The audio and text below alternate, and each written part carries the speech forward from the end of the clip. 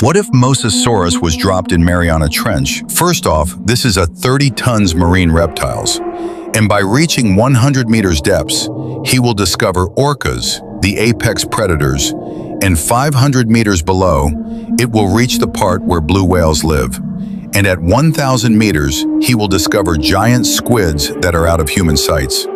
And by going 1,800 meters down, he will discover bioluminescent creatures, which is a new and strange discovery for Mosasaurus.